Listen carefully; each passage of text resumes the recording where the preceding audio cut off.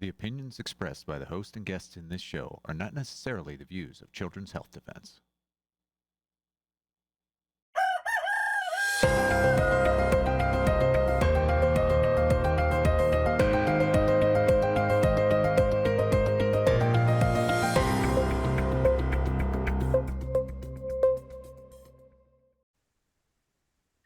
Good morning, CHDs. Wednesday, July the 15th, 2026. We're live here at CHD TV. We have a great show for you today. In a minute, we're going to be having our science update from Children's Health Defense with Karl Jablonowski. And then we're going to go to Dr. Julie McCredden, who is live in Australia, sitting in the wings there, live in Australia. It's very late at night for her. And then we're going to go to Isabella Yon with Mothers to Be. So straight up first, let's go straight to Karl Jablonowski, our senior scientist at Children's Health Defense. Good morning, Karl. Good morning, Polly. All right, what's the science update? I know we're going to be talking about vitamin K. I'm so pleased you're doing this. Yeah, so last May, ProPublica published an investigation of 4 newborns who died of vitamin K deficiency bleeding after the parents refused the vitamin K shot at birth. On June 29th, Congresswoman Kim Schreier of Washington and Senator Angela Alsobrooks of Maryland picked up on this, and they sent a letter to the acting director of CDC, Dr. Jay Bhattacharya, urging the CDC to establish a way to monitor and understand the burden of vitamin K refusal rates and vitamin K deficiency bleeding and related deaths. It's noteworthy that Congresswoman Kim Schreier is the first and only pediatrician to have ever been elected to Congress. Some may consider that a qualifying credential. For me, not so much. She's biased by the American system, and there's a money trail, but I'll get into that later. I wanted to pause and reflect on the irony here. Children's Health Defense and several others move heaven and earth to try to measure the impacts of medical interventions on our children. For example, CHD has compiled the largest early infant mortality and immunization database ever assembled. That should not be. If they were actually safe, there should be a multi-million person publicly available data set showing just how safe they are. It is a monumental effort just to gain access to the data. Congresswoman Schreier and Senator Alsobrooks' letter to the CDC is an expression of flustered frustration that we cannot track the lack of a medical intervention and a bad outcome. They are asking the CDC to track parental decisions to refuse the vitamin K shot. And I do not balk at the privacy concerns. State governments are already tracking vaccinations through an immunization registry. Some do it well, others not so well. Governments are already tracking citizens, and you should trust their good intentions and their respect for your privacy as much as you should trust government, which is to say, not at all. They are asking for one intervention, vitamin K, and one outcome, bleeding. That is a narrative builder that will paint parents as irresponsible. All the interventions and all the outcomes is a science builder that could actually inform policy and best practices, but they're not asking for that. The crux of the problem is that vitamin K, which helps stop bleeding, does not transfer well through the placenta or through breast milk.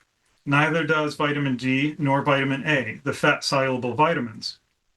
Humans are not alone in being low in vitamin K at birth. Pigs and birds are also.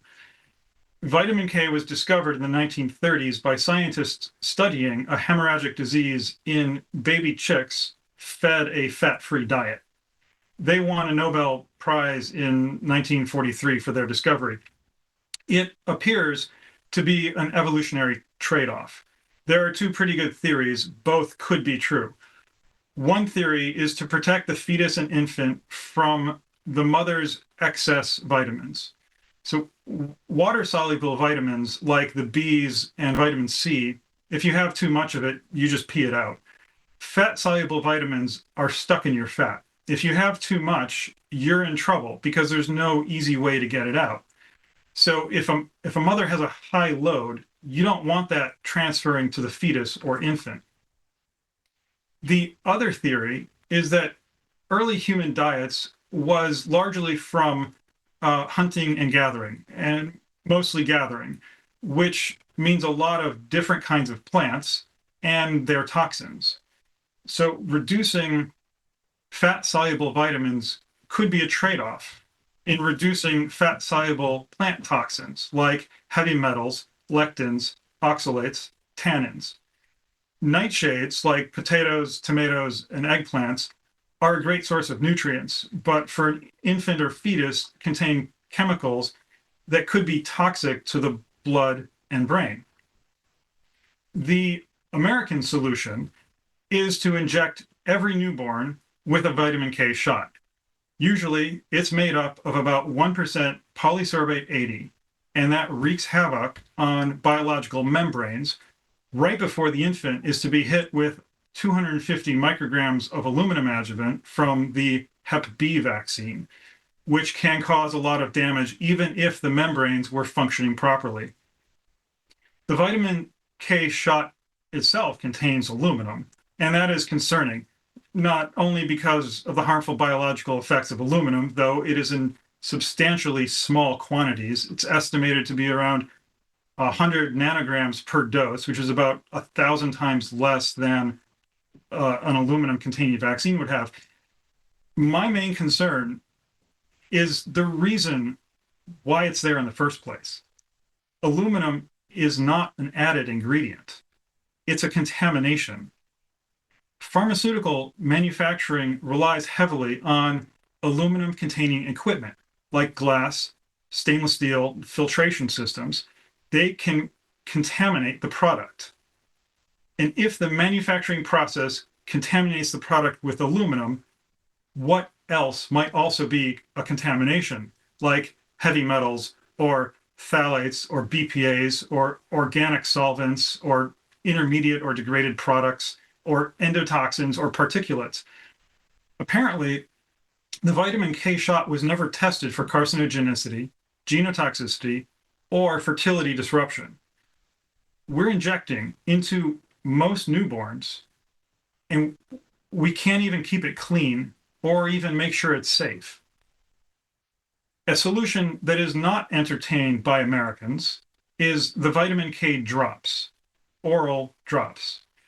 Europe wrestled with this in the 1980s and 90s. There is a whole slew of scientific literature that asserts that there's no medical difference between oral and injected vitamin K, followed by a whole slew of medical literature that concludes that as long as the parents adhere to a schedule, such as day of birth, 4 days old, and 4+ weeks old, there's no medical difference.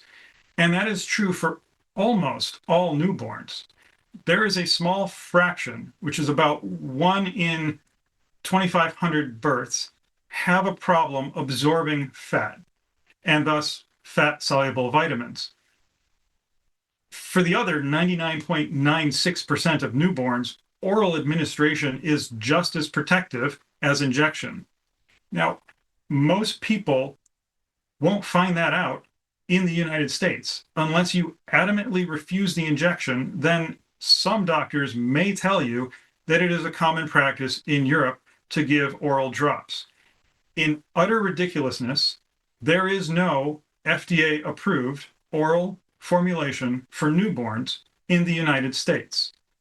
To compound that ridiculousness, doctors may offer to orally administer the injectable liquid.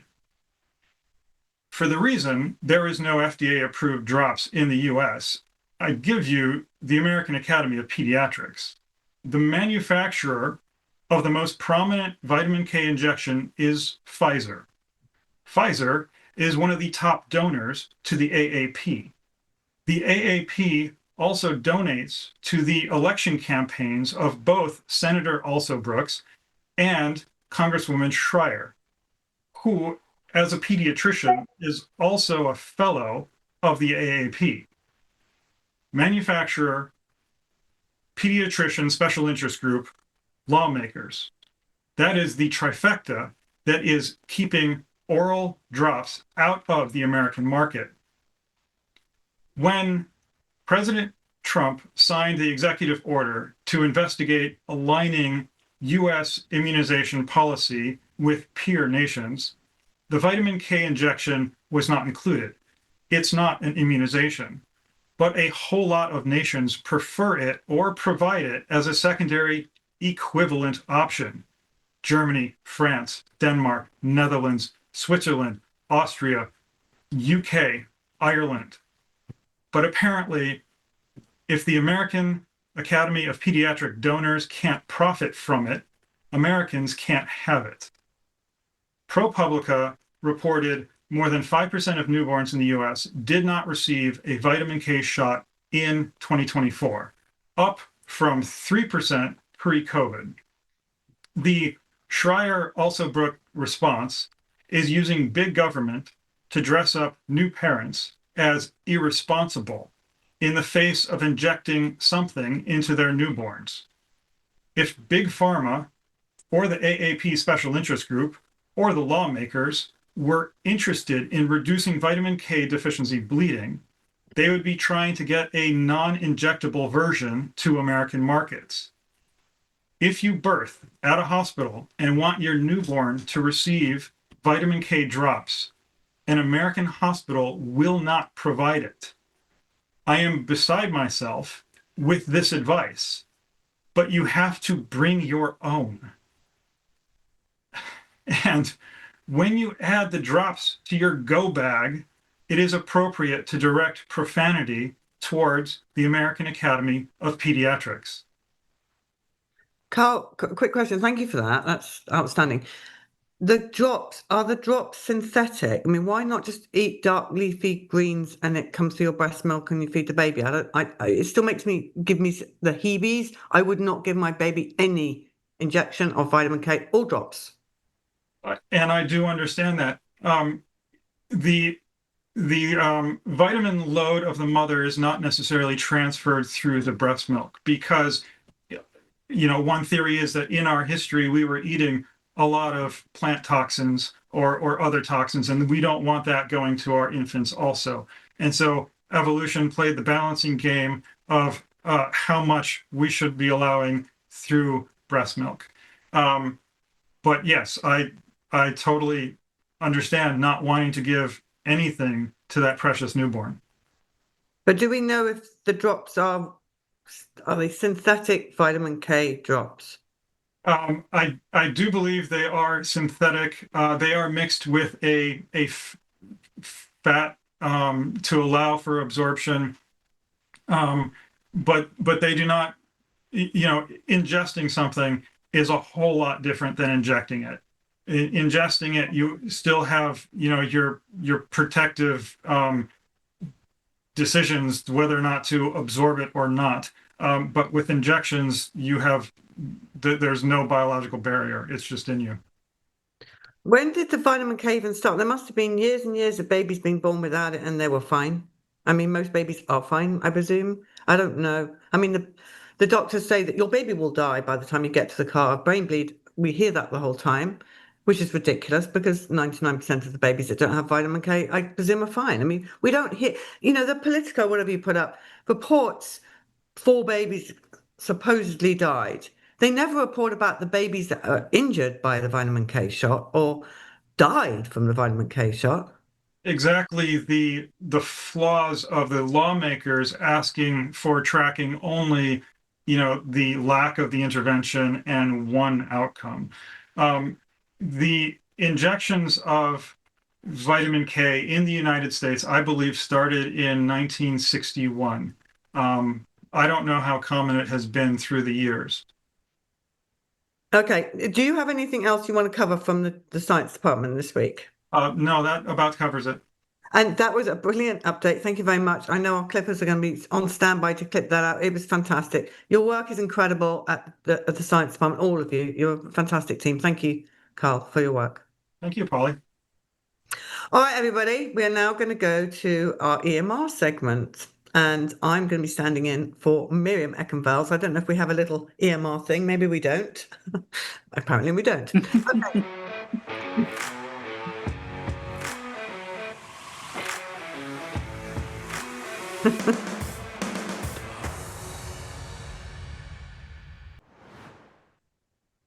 All right, good morning, everybody. Now, I want to introduce you to Dr. Julie McCredden. She is live in Australia. I think it might be good morning now for you. Have you gone over midnight yet? Getting close to it. It's yes, it's just past midnight. All right. Well, thank you so much for being here live from Australia. There's so much to talk about. We're going to be talking about cell towers. And I just want to say to everybody that our EMR department has the most fantastic campaign 704 No More campaign. And looking at what is near your home matters, like cell towers. And what people don't understand is whatever you think about cell towers, look how ugly they are for a start. Really disgusting to be right by your house. Who wants to look at that? Also, it lowers your property value, full stop. You do not want that. And it, I was going to say, looks disgusting. It has noise coming from the equipment. So, Dr. McCredden, could you first start by telling everybody your credentials and who you are, please? Thanks, Polly. I'm actually trained as a cognitive psychologist and cognitive scientist. And my background actually was in using neural networks, which are the basis of AI systems today, to model how we think and reason. But eventually, I got into this field through working at university and starting to realize that this stuff was actually affecting the young people, not just in terms of. I was working as an educational designer, and I was actually helping promote the technologies. And I was seeing that young people were starting to do like this cut and paste mentality, but started to learn through a retired radiation physicist that the signals themselves are actually harmful. And so I've spent over the last 10 years now looking into this science, using my scientific skills to try and understand it. And in particular, I'm really interested in the effects on the mind still, and what it's doing to the developing brain. But this particular paper that I wanted to mention today, yeah, that's right. The signal sweeps across the brain of a child. And people don't. It's good to see that image because it actually shows how far it goes across. Because children's brains, just developing brains, are not as well protected and are more conductive. So people don't know because they can't see this technology. They actually can't see what it's doing to their children or doing to themselves. And everybody's reliant on it so much.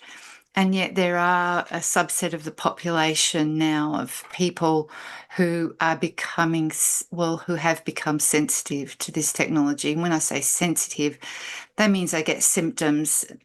I guess people may not have heard of what's now called EMR syndrome. It used to be called electrohypersensitivity. But people probably have heard of multiple chemical sensitivity. Most people know about that. When people, yeah, that's right. Thank you. So there's the sensitivity symptoms are headaches, yeah, all of those, loss of memory, confusion, just difficulty in concentration, suicidal thoughts, sleep problems as well. And where it says headaches there, it's really not just talking about your normal everyday headache. You see the pictures online of people with EMR syndrome. You often see a photo of somebody going like this. And the headache can be, yeah, that's it. The headache can be so severe that it's like a really severe migraine to the point of torture. And what it means is that people can't be around other human beings.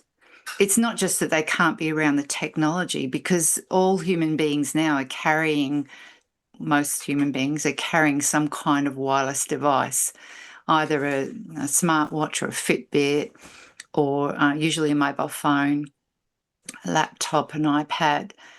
And so what that means is for people who have this sensitivity is, Polly, they're like lepers. in society, that they actually can't be part of society.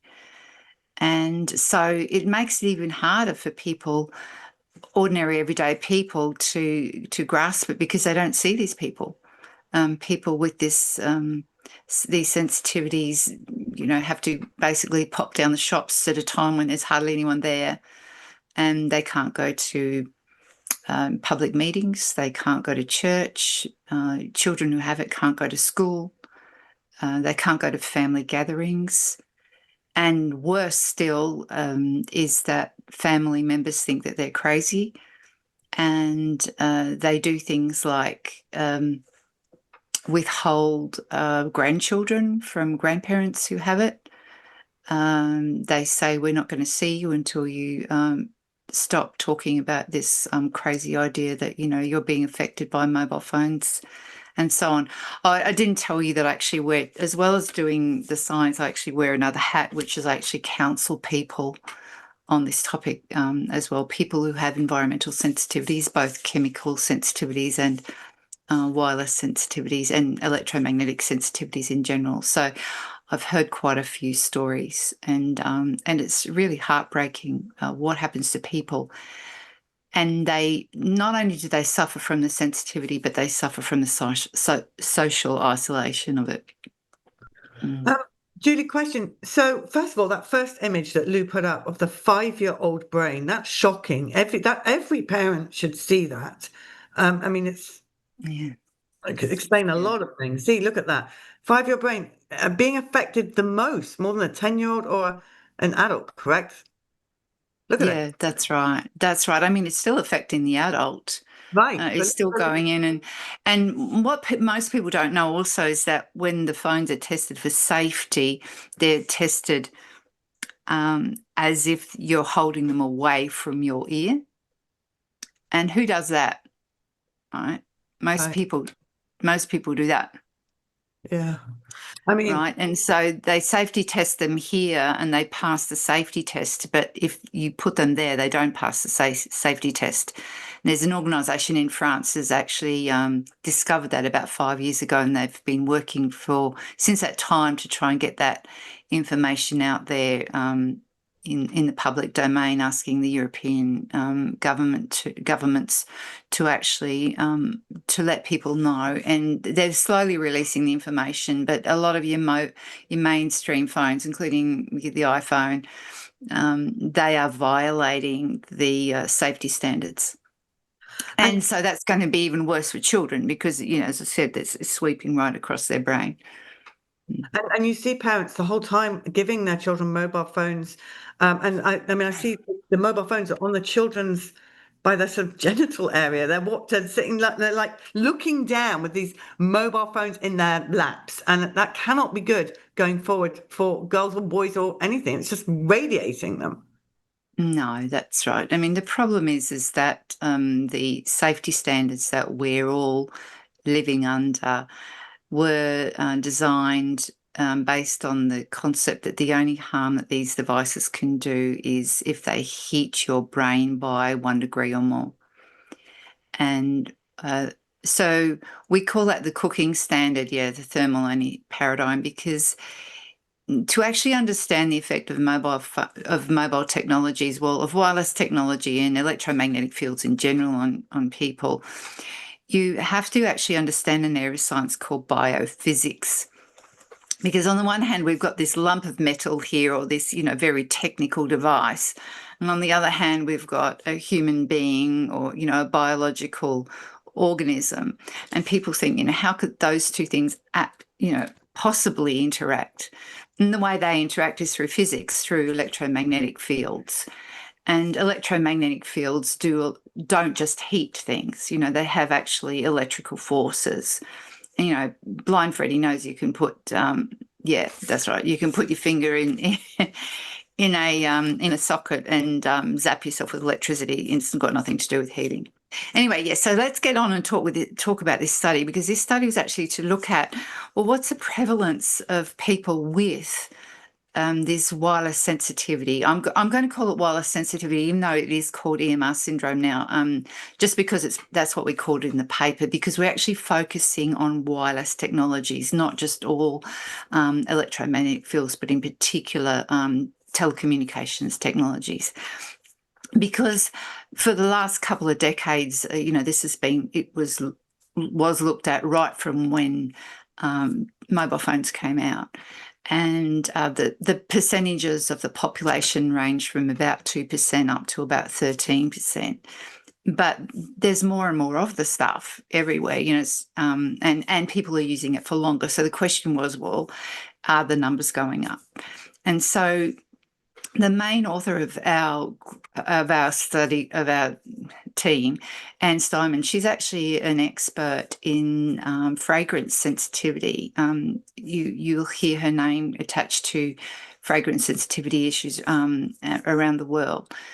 So she decided to do this study, and so we looked at fragrance sensitivity, multiple chemical sensitivity, asthma, autism, but in addition, wireless sensitivity.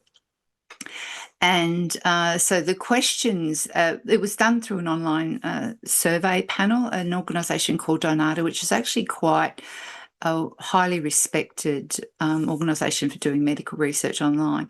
And what they do is they have this like online data bank of people who are willing to do surveys, and they then choose the people so that, in our case, it was Canada, the US and Australia, so that people from those countries are representative in gender and age on the survey as they are in the actual country. And so, and then they also, they have a whole lot of surveys going at once, and they invite people to randomly join surveys. So it's not like people say, oh yes, I want to do this survey because it's my issue, right? So they're randomly invited to do a survey. So that's trying to get all the bias out of it and to make it representative of the population of the country.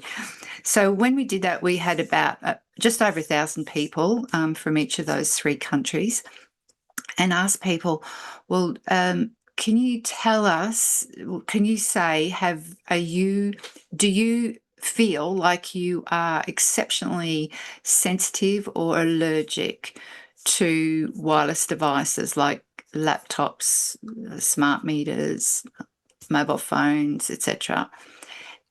Or has a doctor ever diagnosed you with that and said that you are sensitive to electromagnetic fields?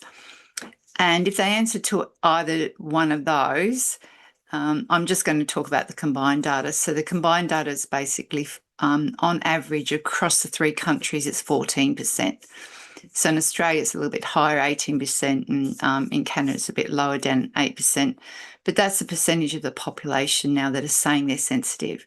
So it's getting to a point where I think where most people now may have heard of somebody who's had this, who's got this condition, or they've got a friend who someone in their family has got it, because, 14% of the population is quite a large percentage.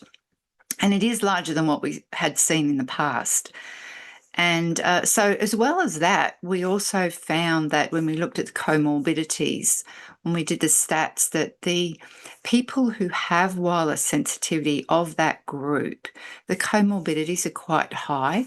So about over 80% of the people have either also who are wireless sensitive also have fragrance sensitivity or multiple chemical sensitivity. And then over 70% of the people have asthma, and 50% or more have autism. And they're quite large percentages. And if you flip it around and go the other way, we can see of people with those conditions, over a third of them have wireless sensitivity. So there seems to be something going on in the population, like an underlying factor that seems to be common to all of these diseases, or conditions, not really diseases. You can see they're actually, a lot of them, well, you can consider them to be inflammatory diseases, right? So, we know that autism and autistic spectrum disorder conditions and asthma are based on inflammatory responses. So there's something going on there. And we also found that males proportionally were greater than females, and that's quite unusual. Compared to the results of the past, who always generally showed that females were higher, but that was because in the past they often took the participants from self-help groups, and there were more females in them. And so they had more female participants, whereas now actually finding proportionally there's more males than females. And what that means is that, so if in the country, just say there's this many females and this many males in the survey, it actually flips and goes the other way for the ones who are saying they're sensitive. So we've got proportionally more males. And the age groups were the 25 to 34-year-olds and the 35 to 44-year-olds. They were the greatest group of males that are saying that they're sensitive to wireless. And that's pretty much, a lot of the viable male workforce. And so it is of concern.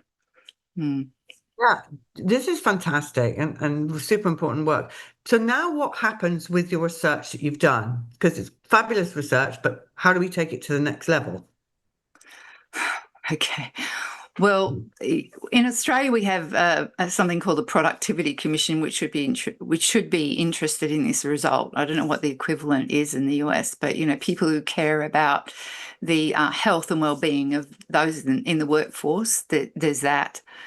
And the other thing is that a lot of people don't realise that they may be being affected by this technology. People are having these symptoms like, they get headaches all the time when they go to work, or they can't sleep ever since they had a smart meter installed, or since they got a new modem, or all of a sudden their child starts screaming because they've got they've got a new modem, or the neighbour's got to put a modem upgrade there, and it's pulsing at a 10 hertz pulse, and this child is sensitive. So one thing is, that's why I'm here, is just to try and raise awareness of it, that people need to be aware that this technology is an environmental pollutant, just like air pollution, water pollution, and is a toxin that's in the house, even more so than mold. And it seems to actually be synergistic with mold and heavy metals in the effects that it has on the brain, apparent, neuroinflammation and neurodegeneration. So at the moment, we're really at the beginning stages. Unfortunately, it's been around for 50 years, but the number of people who are being affected now has gotten to the point where it's starting to become a conversation that people are having, which wasn't in the past. Sensitivity to electromagnetic fields started back in the 1880s when the telegraph wires were first put across, the US, and when wiring and trams were put across cities like in London, and people were experiencing the same kind of symptoms, and doctors believed them then because there wasn't an industry that needed to say, no, there's no effects, because it's in the interests of industry and military not to recognise these the suffering of the people who are being affected. Unfortunately, their suffering is up against a multi-trillion-dollar industry, and it's even more so. It's also that nearly everyday people are also, so addicted and tied to this technology.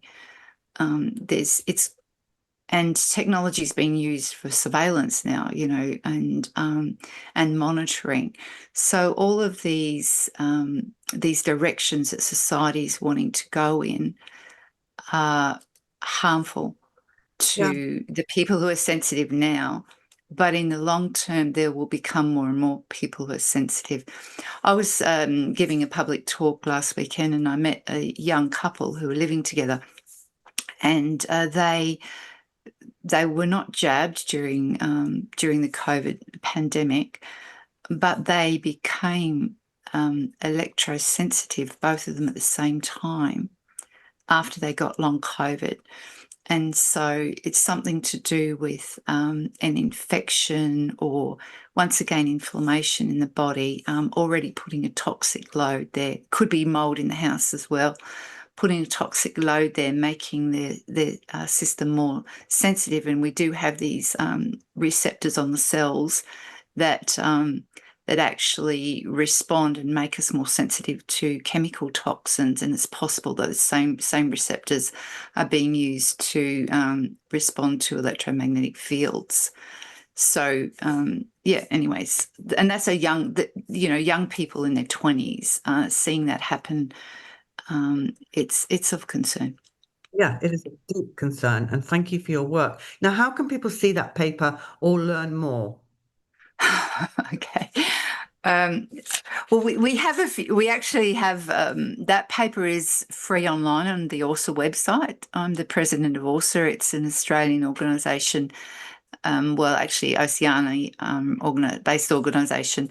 And so what we've been doing for the last, since 2015, is putting together all of the scientific evidence on the adverse health effects and positive health effects actually of wireless radiation, electromagnetic fields.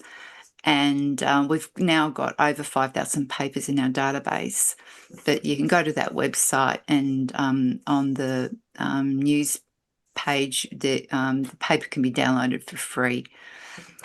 And I wanted to mention some other, I'll very briefly mention some other work that we've been doing recently that kind of ties in with this, because, but I was saying that this might be an underlying all of these conditions is an inflammatory condition. Well, we've had a paper published last year also looking at the effects of people living around mobile phone towers in India, and showing that there's like a range of health symptoms that people are reporting, and their mood problems, cognitive sensory problems, inflammatory problems, and anatomical problems. So the whole range of health effects. And what we found is that people who live closer to the base stations, especially those living within 50 metres, you can't believe people live so close to base stations as they do in parts of India. So that those people, nearly every single symptom, those people reported significantly more of. And the most concerning effect was not just that mobile phone base station exposures increase the symptoms, but in the inflammatory category, so that's infections and allergies, there was actually the under 40s that were experiencing them more. So once again, it's like our study, it's actually the younger age groups that are showing the effects of inflammatory effects related to mobile phone exposures and mobile phone base station exposures. And then another study similar to that one, where we looked at blood parameters of people living around towers, and red blood cells and white blood cells. And what we found were effects on on white blood cells. And once again, for people who were closer to the towers. And the white blood cells that were affected mostly were basophils. So basophils release histamine, so that actually creates an inflammatory response. Lymphocytes, so that's the lymphocytes are, T cells and your killer T cells and B cells, and monocytes turn into macrophages and, to go and clean up problems. So they were affected differentially by base stations or mobile phones or both. But that is actually really of concern when you're starting to see those changes. And moreover, the changes were not just significant statistically, but we found that the levels were above the clinical reference levels. You know, when you get a blood test, you have like a range of normality. And but if it's above the upper limit, then the doctor says, you know, this is too high. If it's below the lower limit, the doctor says this is too low. It was above the upper limit for what you want things to be for safety in terms of what we were observing. So outside those clinical reference levels, and that's of concern. And once again, we also found the under 30s were being more affected by mobile phones. The other thing we found was that the length of time that they're being used, because the old studies that looked at, okay, how often do you need to be using a mobile phone to say that you're in a high risk group? Well, that was Hardell's work. A lot of epidemiology studies basically showing, you know, if you're using it for more than an hour a day for a year, say, then you're in a high risk group. But what we found is people using their phones 4 to 6 hours a day. It's Yeah, no, Dr. McCredden, the one thing that's very obvious from your presentation and talking to you today is actually this is much more serious than people realise, and it's really hurting people and making them extremely sick. Yeah, well, people don't realise. I mean, when you think about it, the damage that's being done is being done on an unseen micro level, right? You know, because we're changing the way that cells signal to one another. We're changing the way that ions are crossing cell membranes and going in and out of the cell. We're changing, we're allowing the blood-brain barrier to open in order to, or to allow toxins across from the capillaries into the neurons and the glia. When microwave signals open up the gates, the calcium gates in cells, they're protein gates that allow ions in and out, and they're also opened up by viruses to let themselves in. So when you put those two things together, when you put EMFs together with viruses opening up calcium gates, there's got to be some kind of synergistic effects going on there. And you'd think this would be of concern in this day and age when everyone's talking virus, that, you know, this is the elephant in the room. If it's opening up the membranes and saying, well, come in, folks, or, you know, allowing things to cross a blood-brain barrier, you know, the toxins that are in our food and our air and our water and our medicines to cross a blood-brain barrier into the brain or the blood-gut barrier, then it's fundamental to everything that we are. You know, if we're changing our cells, we're changing the building blocks of what makes us alive. And that's what electromagnetic fields are doing. And it's crazy that we are going to now speed on to 6G without even understanding the effects of, you know, 2, 3, 4, and 5. And it's crazy that industry-friendly scientists can come out and say, you know, there's no conclusive effects, so let's just roll on, folks. When in fact, there's so much we don't understand about how electromagnetic fields work in the body. I mean, we know our brain's an electrical device. We know our heart's an electrical device. We know we send signals electrically through our bodies. But the fine tuning of that, you know, of how charges move across cells and through the fascia, you know, signals are sent through the fascia, electromagnetic signals. We don't understand. We don't understand. We're just starting to understand that cells can receive and emit photons. And with that lack of understanding, it's impossible for us to say that man-made electromagnetic fields are not affecting the human body at a very fundamental level. Dr. McCredden, we're actually out of time, but it's been fascinating talking to you. And thank you for your research and all your hard work on this and educating us and the public. So thank you so much. And do go and get a good sleep now. Sleep well. Thank you, Polly. All the best to you then. Bye-bye. All right, bye-bye. Well, look, everybody, really important that you follow our EMR team at Children's Health Events. They're doing sterling work. And you can follow them on Instagram, Facebook, and X. And they've got two accounts. There's at Stop 5G Near Me. And there is also another one. And that is 704 No More. So follow them, please, because they really are trying to alert you to the dangers. And look, they need help there on Instagram. Do go over and give them a follow and share their work, because this is vital work. And we talk about vaccines, we talk about so much all the time, but we're not talking enough about this. And we do have the best EMR department in the world. So there are action alerts as well, and that'll be over there. This is Take Action, Stop Unchecked Cell Tower. Imagine waking up to a giant cell tower right next to your home or your child's school. So again, they're doing so much work, important work in this department. So go over to the EMR department at Children's Health Defence, follow them on social media, and Miriam Eckenfeldt will be back with you next week. But now we're going to go to Mothers to Be with Isabella Yon.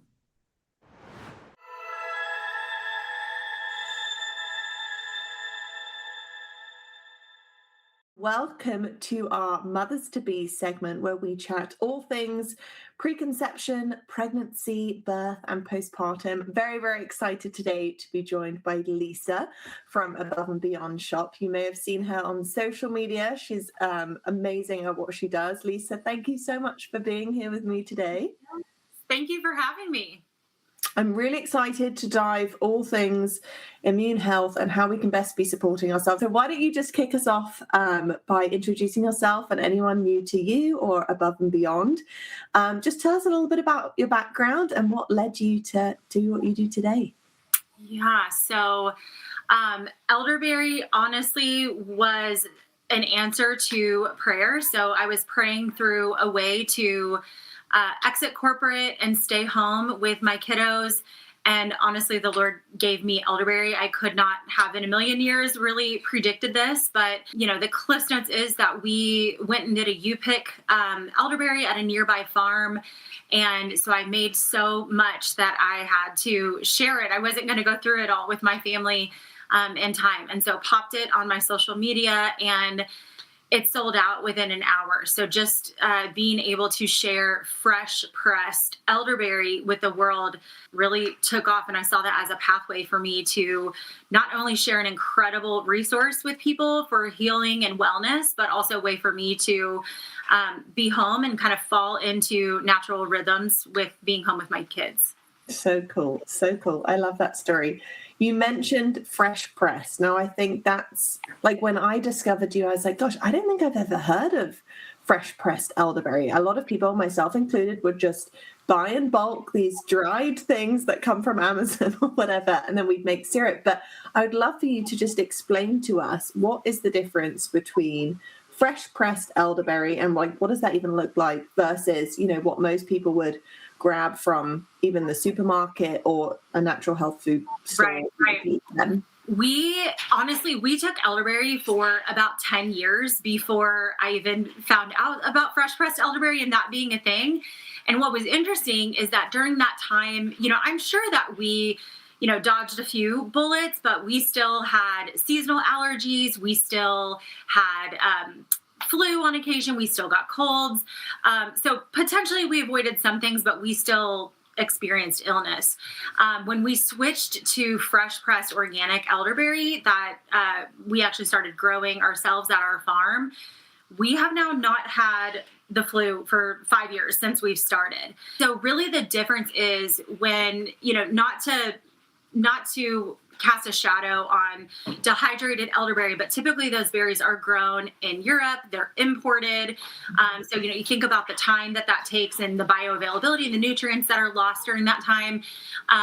And then just the processing. So those European elderberries have to be boiled for hours to kill off the cyanide properties. And American elderberry doesn't have to do that. So we literally press or harvest our elderberries freeze them right away. And then each month I'm able to take out the berries that I need and defrost them and press them fresh. So you're getting that really potent juice. And then we are a private membership association, which allows us to be really intentional with how we process our elderberries to get the absolute most nutrient-dense, potent elderberry juice that you could possibly find. And it has been such a blessing for us. So, dehydrated elderberries, elderberry is great in any situation, but if you can get it fresh, you're upping your potency by quite a bit. Yeah, no, for sure. I love that. And I think it's, if, us mamas are spending money on a product, we want it obviously to work as best as it possibly can and get the most out of it. So that's really good information to know. So when people are looking for a brand, are there any keywords they should look for to know that something has been prepared properly? And also, I know you mentioned organic. I'm guessing that is a big thing that people are going to need to look for. This is not to say, I think elderberry in any form is absolutely incredible if you can get it. However, if you can get fresh, cold pressed elderberry, that is ideal. You're not going to find that at the supermarket. You're not going to find that out of Whole Foods. You're not going to find that out of Walmart. Unfortunately, you are only going to find that from local makers.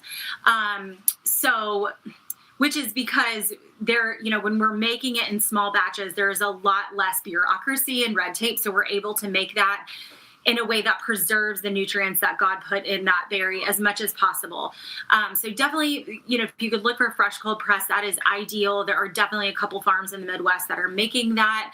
And then if you can look for Sambucus canadensis. So that's the varietal. So the European varietal is Sambucus nigra. So if you look on the back of a bottle, you'll typically see elderberry in parentheses. They'll say Sambucus nigra.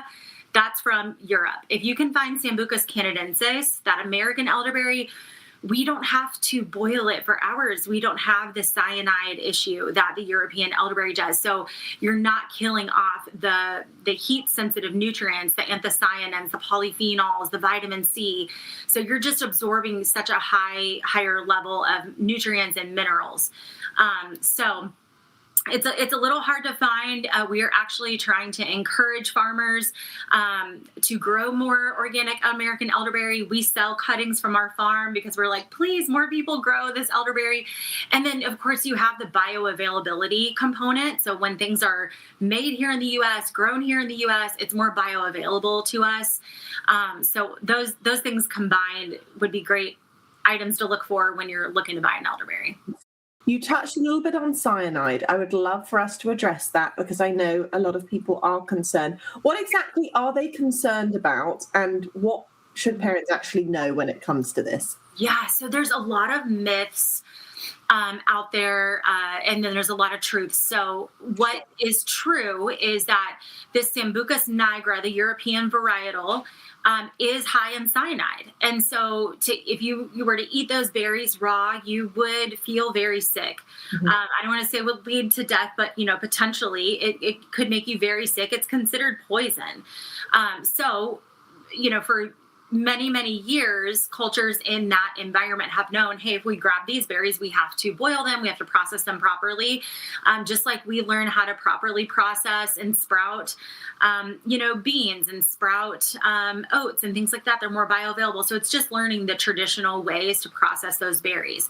However, when it comes to the American varietal, so the Sambucus canadensis, we pop those and eat those while we're harvesting and enjoy them. They're a little bit tart. They're not super sweet, but they're completely fine to have. So therefore, I don't have to process my elderberry in a similar way as the European elderberry, which allows me to protect more nutrients. And so it's not anything necessarily to worry about as long as it's being processed properly. But I love that you bring that up because definitely some moms are uncomfortable with giving elderberry to their kids because they're afraid to poison them. And it really comes down to proper processing of the different varietals of berries. Yeah, helpful. Thank you. And speaking of poison, elderberry is often referred to as nature's flu shot. How does elderberry actually work in the body to earn such a title? Yes. Okay. And I still get chills when people say that. Like, isn't that funny? So many years later, I'm still so impressed by this little berry. So what elderberry does, the elderberry extracts in the body actually attach themselves to unhealthy cells and don't allow them to replicate. So, I think of elderberry, when I think of like elderberry and elderflower, I compare them to like mom and dad. So elderberry is like the dad, protector, defender. So essentially when you have elderberry in your system and let's say you're taking elderberry regularly and you're exposed to something in the body, elderberry basically goes and attaches itself to the bad guys, puts their hand behind their back, so that your immune system can take them out with a 1-2 punch and they can't really fight back. So the reason I explain it that way, and there's plenty of PubMed studies, you can go and take a look at this. Elderberry, if you're not taking it at all and you start taking it when you're sick, it reduces the flu from 7 days to 3 days. And the reason that is because it attaches to those unhealthy cells, doesn't allow them to replicate. So your immune system is just able to come in, take care of the problem, and wrap things up much more quickly.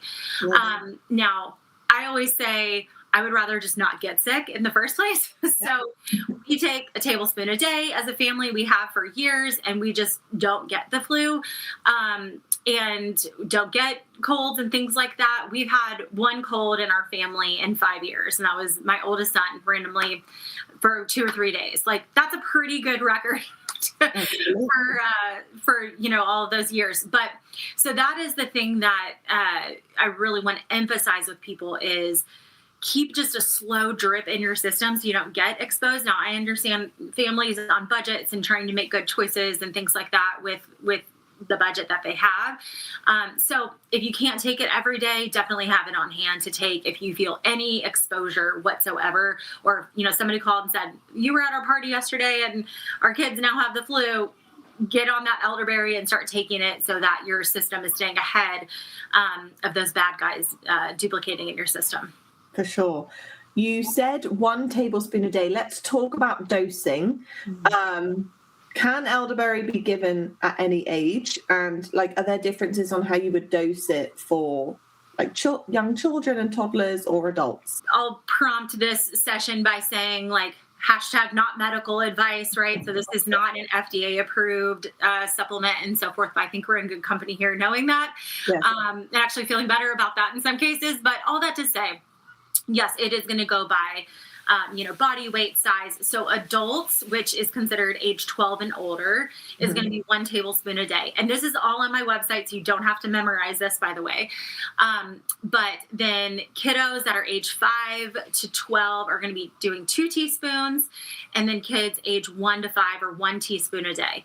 And I was telling Bella pre-record that actually, we have some kiddos who take this before they go to daycare at a very young age. And so when we have infants, 6 months to 1 year, half a teaspoon, under 6 months, a quarter teaspoon. Now, ideally, those kiddos are staying home with mom as much as they can during that time. But if it's necessary and kids are going to that environment, then it's more ideal that you would give them a little something to help that immune system. For sure. And what about, a lot of our audience are either pregnant or newly postpartum or trying to conceive. Is there anything, first of all, is it safe during pregnancy and postpartum? I know a lot of things aren't, so just wondering that. And then also, is there any additional dosing or anything that you need to do during that season to kind of stay on top of immune health? Yeah, so I would tell you there is mixed research out there when it comes to elderberry being safe during pregnancy. Unfortunately, a lot of the research, I don't know, I feel like I want to pull up a chair with RFK and talk about this at some point, but a lot of the research that's out there right now, even the PubMed research, is based on Sambucus nigra, the European elderberry, which functions differently in the body because it has different mineral components and different structures. So having said that, the research that's out there about elderberry in pregnancy is mixed. What I will tell you, and I have numerous testimonials on my website kind of sharing lived experience is of women who are taking elderberry during pregnancy and thriving and not having any illness during their pregnancy and are so grateful for it. So, I've even had women who have gone on to say, I'm okay having more kids because I wasn't sick during this pregnancy like I was my previous 2 pregnancies that I was miserable. And it's actually given them comfort to, not have complications. So having said that, I have many testimonials of women who are pregnant. And, I always tell people who ask me that question, look at the ingredients on my website and you decide, would you feel comfortable drinking elderberry juice that's infused with ginger, cinnamon, star anise, clove, with a little bit of raw honey and some maple and some lemon juice. So, 4 whole food ingredients compared to maybe the Chick-fil-A or the Snickers or whatever it is that you're maybe craving during pregnancy, and, let them make the best choice for themselves. So true. I was about to say, especially compared to some of the other, immune support drugs that are recommended or things to do recommended by conventional OBs, I'm sure. A little quick comparison on the ingredients would be pretty eye-opening. Right. So elderberry, amazing. Outside of elderberry, is there anything that we can be doing lifestyle-wise to kind of help us either, reap the benefits of elderberry in like a lifestyle holistic support, or just other things that we can be doing to feel our best? Yeah, I think that unfortunately the health and wellness space has in some cases started to mirror the pharmaceutical and Western medicine industry, and it's just so noisy.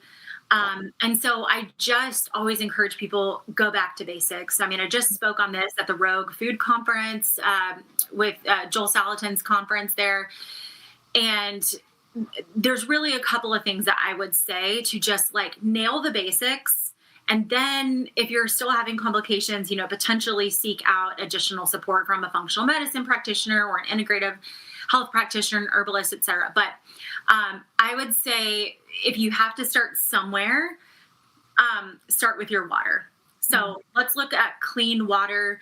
And that can be anything from, and I actually have a guide I can have you link in the podcast just to give people some simplicity of where to start. And it talks about the benefits, options from the lowest cost to maybe something more expensive. Maybe it's just even getting some shungite rocks in a water carafe and filtering your water that way, running it over rocks. But starting with good, clean water, everyone knows we're mostly made of water. So if we can keep our water clean, pure, that is going to give us such a great foundation for health.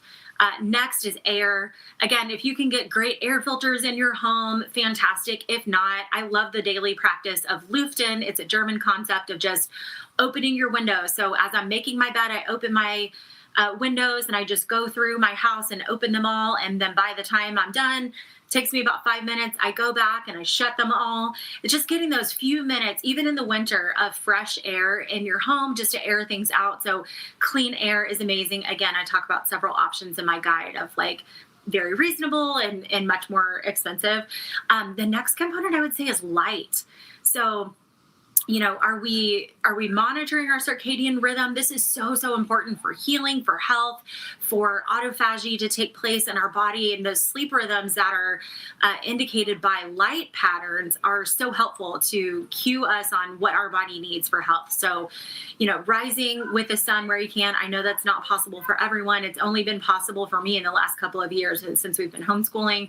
But rising with the sun, calming things down after the sun sets, and then going out and getting morning light. If you can just be out in the light before 10 a.m., go out and get any light you can, 5 minutes, 10 minutes, 30 minutes, even better. But getting light, that just sets the tone for your circadian rhythm.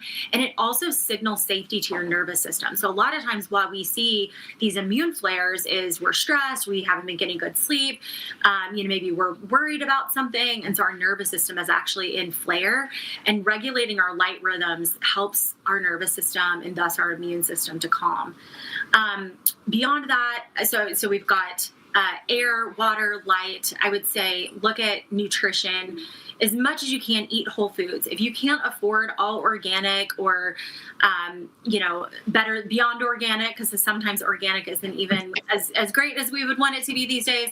If you can't do that, just focus on whole foods. So eliminating processed foods from the diet, it just is less confusion for the body and allows, again, to signal safety to the body, which helps with maintaining health. And then just the last thing I would say is just look at your medicine cabinet. Like, how are you treating symptoms? Are we popping a pill for everything, or can we, find some more holistic healing nutrients, herbs, even tinctures that are working in tandem with our body, versus when we take like a Tylenol or something like that, we're actually kind of like making our immune system go uphill to help us recover. So those would be a couple of things I would say. Again, that's all written out in a free guide that I have that I can share with your audience, just to help them kind of reduce the noise and bring some calm into just like some basic foundational things I can do that are free in many cases to help promote health. Yeah, I love it. Thank you so much for sharing your wisdom. I am totally in alignment with you. I feel like there is a lot of noise and all the latest products and special devices that you need and 50 supplements that you need for health, when actually just stripping it back down to basics and how God truly designed us to live can make such a huge impact for health. So thank you for sharing that. We always end our segment with one question, and that is, if you had or have any advice for a new mama, someone who's expecting their first baby, what would it be? Yeah, I have a couple things to say about this. As we have more and more children, we gain wisdom. And so what I would say is, especially if it's your first, it is so hard to be in the moment. We, in many cases, have lost our village. We've lost the support system that we had that would say, you were up all night with the baby, go take a nap. I'll hold the baby, when she needs fed again, I'll bring her to you. We've lost a lot of that. If you have that opportunity, grow your village, have a village. I remember I once paid a doula because I didn't have family around. I paid her to just come hold my baby for 2 hours so I could just sleep. I went and slept on my pastor's wife's bed one time, and my pastor's wife just held my baby for 2 hours and brought him to me to nurse. I was so tired. So we've lost our village. If you don't have a village, don't hesitate to pay a mother's helper or ask for help. Or, I even remember I had friends with young babies. I'm like, I'll take yours for a couple hours. You go lay down on my bed, and then, we can swap. If you don't have a village, be a village, grow a village, because you never get those moments back. And when you're so tired and you're trying to do so many things, take care of yourself, take care of this new life, especially as a new young mom, you're so disoriented with that. I would say figure out how you can be someone's village, exchange that help and support so that you truly can just be present as possible in those early moments and not rush through them. I remember just being so tired. My second one, he slept so great. And my first one, he didn't. And the things that I wish I would have done differently is, and I did with my second, thankfully, is bed sharing. So for me, bed sharing was huge with my second. You just roll over and nurse, you go back to sleep, you barely wake up. Sometimes babies will even latch on and the moms barely notice and go right back to sleep. So I'm a huge fan of bed sharing and just how much more rested you can be, and thus how much more present and how much of a good mom you can be with bed sharing. I know there's controversy out there with that, but if you look back ancestrally, when we all slept in one room, all slept in one bed, and you look at other cultures that are thriving, that's such a big component. And then going right along with that would be baby wearing. So I think many times, I see moms that are like, my baby won't sleep. They're asking for advice how to get their baby to sleep. And I want to say, they're not meant to. Biologically, they're designed to wake up and nurse every couple of hours. And that's how you keep your milk supply. That's how you continue bonding with them. That's how you build safety in their nervous system. That's how they connect with you, all those things. So you're not meant to sleep. And that's why it goes back to my original point of the village. Mm-hmm. You know, the village is so important because you're meant to be up every couple of hours and nursing. And I have a cousin who told me, and she would always say, it's just a season. This is just a season. Yeah. And, you know, remember that. And I even tell myself that now at times with my kid. I was like, this is just a season. It's going to be so short. So anything that you can do with like postpartum meal prep or, you know, someone making a meal train for you, even if it's like, you know, tons of carbs and you don't, it's not the best food, you know, but it's made with love and intentionality and thoughtfulness. The Lord will bless that. Mm-hmm. And just embrace that help so that you can be as nourished and as present and as rested as possible.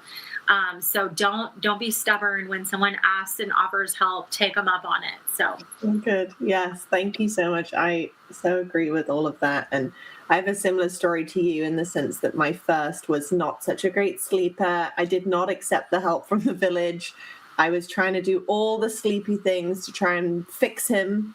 And then with my second, I ended up putting him in my bed and everything worked out great. And then my second was right from the beginning, you're coming in my bed. We're not even trying. So I totally agree. And I wish someone had told me that, you know, before, that it's okay. It's great. And if it works for you, absolutely wrong. Yes. I so agree. I spent 7 months stressing and burning out my adrenals, just stressed over sleep that was never meant to be fixed. Never meant to be fixed. So thank you. Lisa, you are so amazing. How can people find you? How can people order your elderberry? Give us all the details.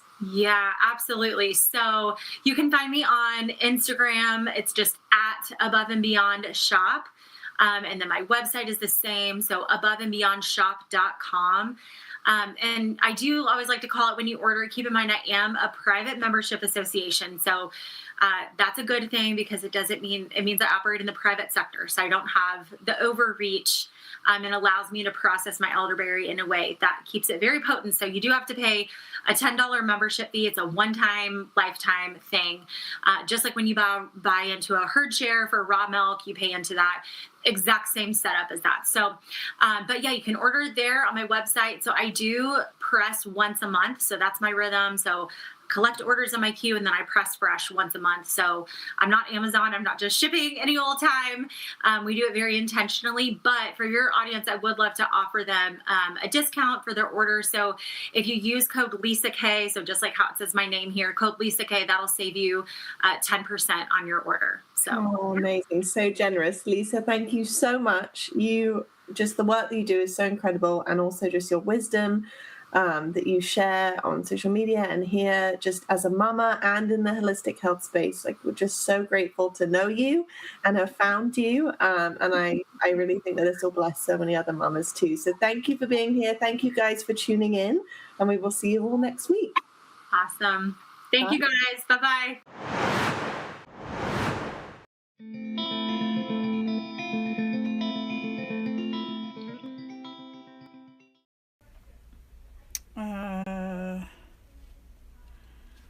All right, well, very sad story we have here, everybody. I'm going to show you the picture of Aviana. This is literally only happened 3 months ago.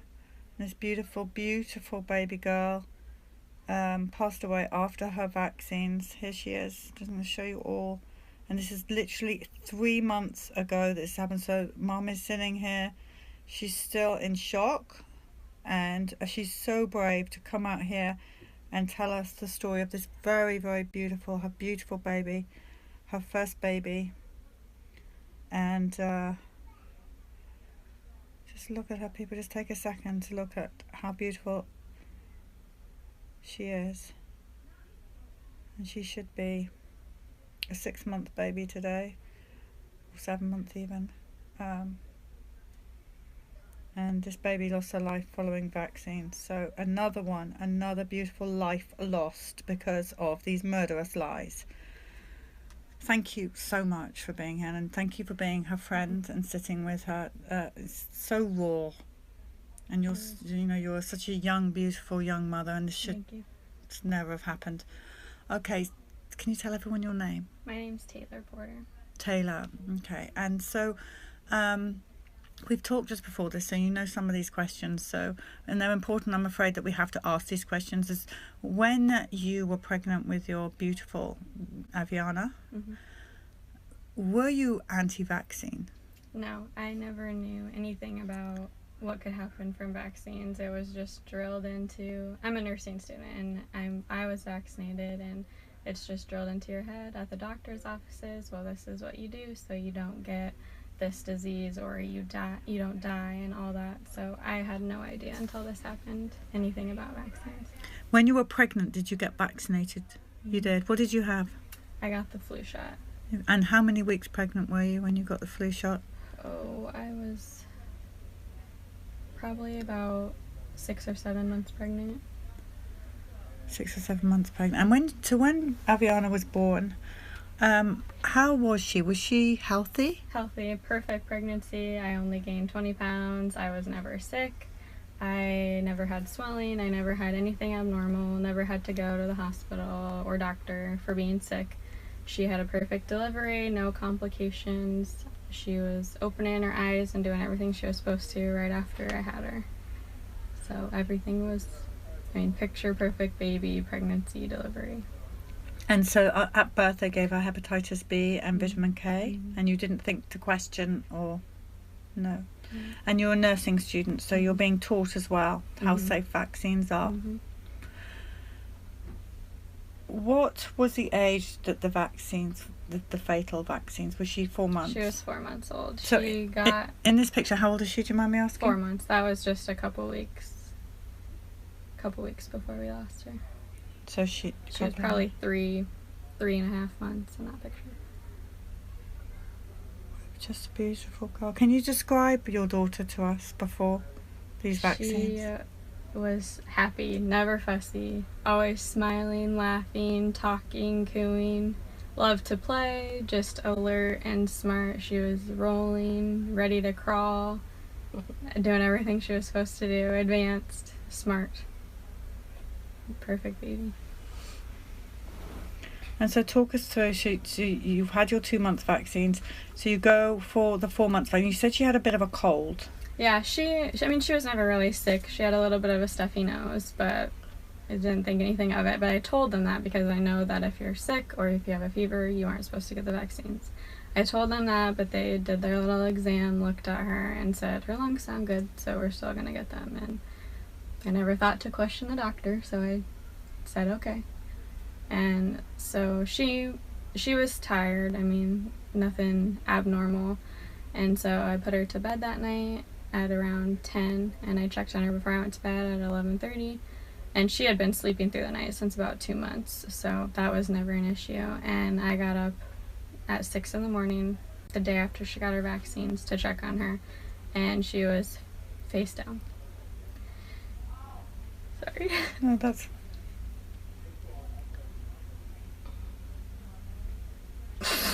And when I flipped her over, she was just blue and fluids coming out of her nose. And I called 911, and the second they saw her, they said there was nothing they could do.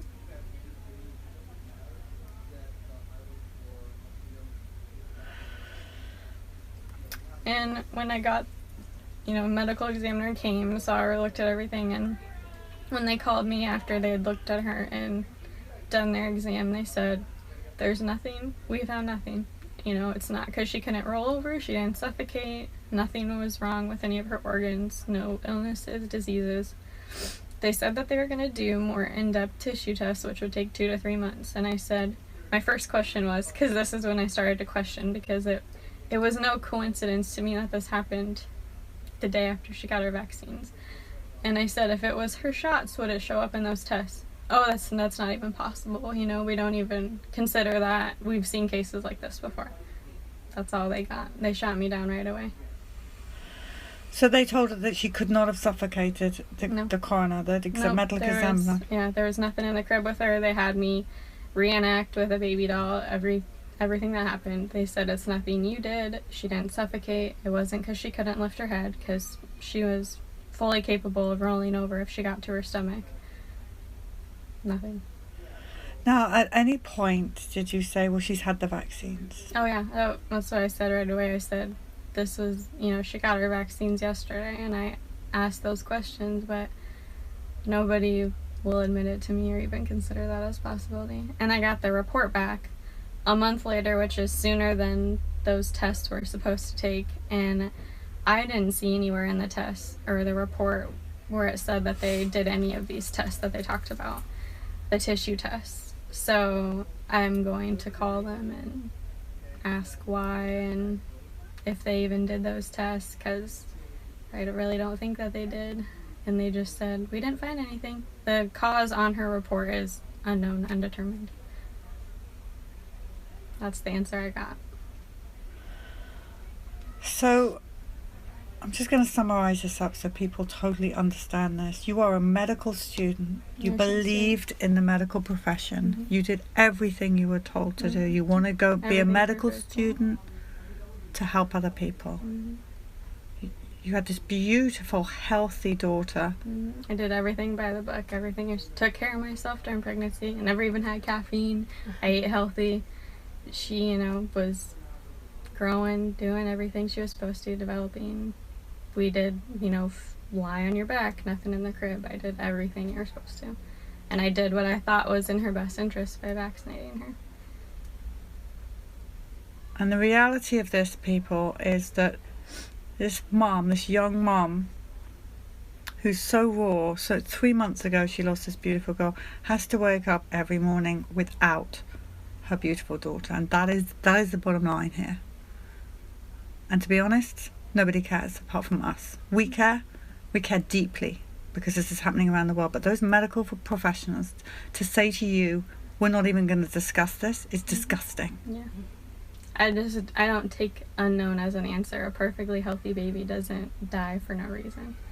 I don't believe in SIDS. I don't believe in the unknown. It's not a reason. It's murder. And I'm just going to show you again so that you all know how beautiful this baby girl is and how this baby girl should be in her mummy's arms right now, nursing, feeding, with a whole life ahead of her.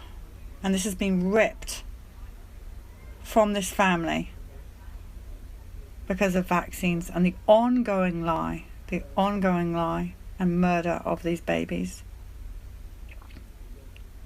How many more babies have got to die before this is overturned? How many more?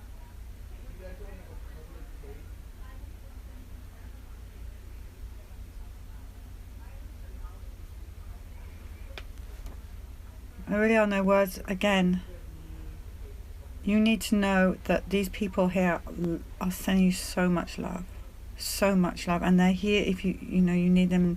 I know you're in shock, and it's understandable. It's just there's nothing, I don't think, on earth more devastating than having your baby taken away from you. Something no one should ever have to experience.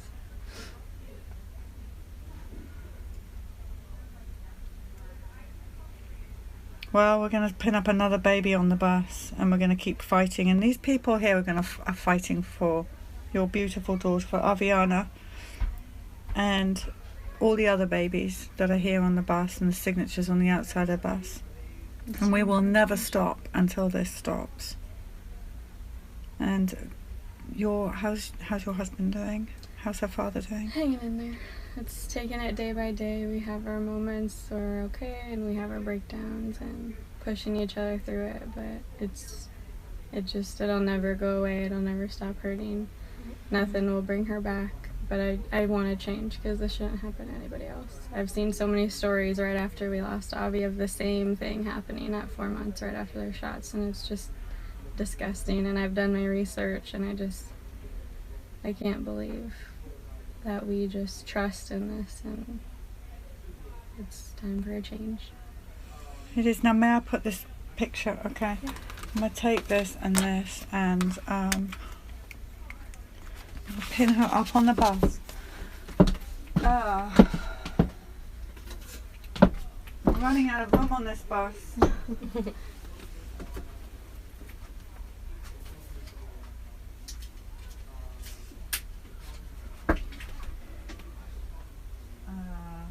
going to have to start a on you.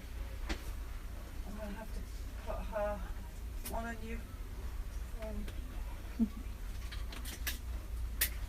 you want to come and see? Are you happy with her being on this part here?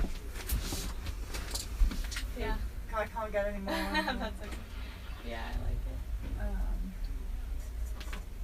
Okay.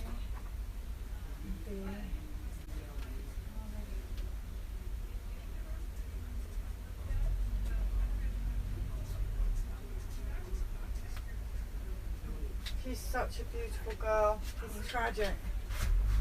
Absolutely tragic.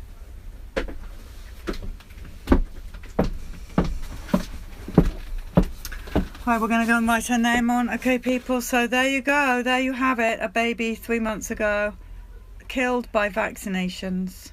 Please share this story.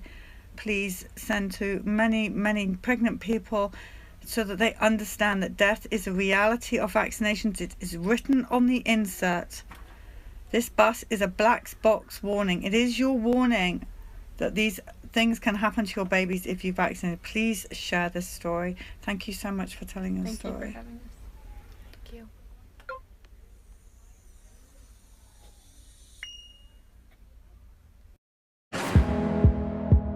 This and all CHD TV programming is made possible by generous support from viewers like you. Please consider making a contribution today to keep our programming going strong. Thank you.